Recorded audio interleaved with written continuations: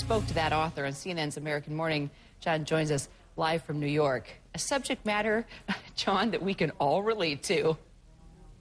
Yeah, and one that you and I discuss all the time, and that is that there are so many great things that the internet does and has to offer. But at the same time, Kira, as you know, there is this dark side where anyone's enemy can take something nasty and post it on the internet, and maybe it doesn't rise to the level as it did with Shirley Sherrod, but it still gets out there among a certain community and does damage to that person's reputation. Imagine what would have happened if we hadn't taken a look at what happened with Shirley Sherrod and plumbed the depths further and found out that what had been posted on the internet was not, in fact, reflective of what she said. Would she still be without a job? Would her reputation still be ruined? That to some degree, is the effect of what many people might consider to be a wild west of the internet, where anybody can post anything they want about anyone. Andrew Keen is the author of The Cult of the Amateur: How Blogs, MySpace, YouTube, and other user-generated media are killing the American economy, the culture, and our values. Here's what he says about this idea that people can post whatever they want about anyone, and many times, probably more times than not, get away with it. What I think it reflects is a certain sort of paranoia about media, an obsession with conspiracy, a kind of a lunacy that reflects us, an extremism, a bitterness, but also a degree of responsibility. I think this case is interesting because it shows the worst of the internet, in the sense that someone printed a lie or published a lie, which then was virally spread and almost ruined her life. But then part of the internet, and also mainstream media guys like you, came to the rescue. And you sorted the case out. You showed that it was a lie. You revealed the fact, the reality, the truth, which was actually the very opposite of what was published. But, John, we can't always do that. I mean, there's going to have to be a point in time where these people have to be held accountable. How about all these bloggers that blog anonymously? They say rotten things about people, and they're actually given credibility, which is crazy. They're a bunch of cowards. They're just people seeking attention. So what does this guy propose that we can do about it? Well, what Andrew talked about with me was this idea of a gatekeeper, but there are huge First Amendment rights that come into play here, freedom of speech and all of that.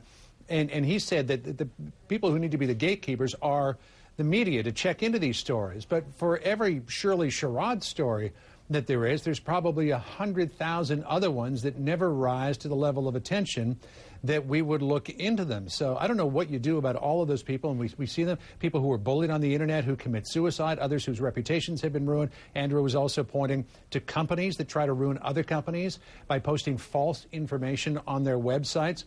To this idea of anonymous blogging, we chatted about that a little bit off camera, and to some degree that the internet is like a giant worldwide bathroom wall that you can write anything you want about anyone under an anonymous pseudonym. Now, somebody's going to have that information, but you know, I've always thought that if you're going to say something, if you're going to criticize someone in a public forum, have the courage to, at the very least, put your name on it. I mean, the better thing would be, if you've got a criticism for someone, say it to their face. Right. But at the very least, have the, whatever you want to call them, to put your name to it. Sure, I think that's what we all want, because it's very unfair. And, you know, we talk about writing on a bathroom wall, but come on, you can spray paint over that. That's one wall for the world, you know, the whole world's not going to see that. I mean, we're talking about, it's not just freedom of First Amendment, and I know that's what they all claim. It's freedom of defamation many times.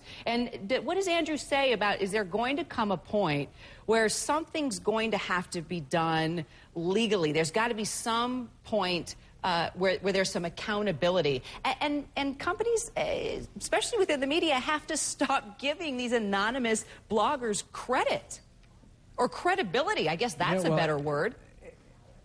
As you know, the ubiquitous nature of the internet and the way that it gathers together factions and divides others, you're going to have allies of certain people who comment or blog anonymously. Now, it's not to say that anonymous blogging doesn't have its place. I mean, if you're in a place like Iran or North Korea or something like that, anonymous blogging is the only way you could ever get your point of view out without being searched down and thrown in jail or worse.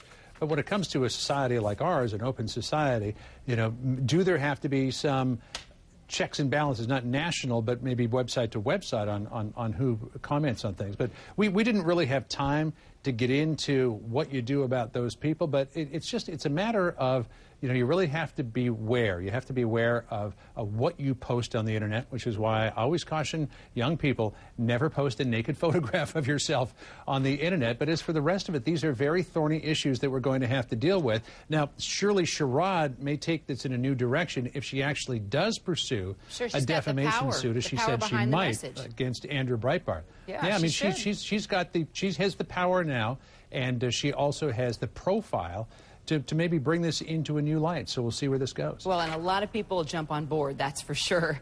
It's a subject we could talk about for a long time. Thanks, John.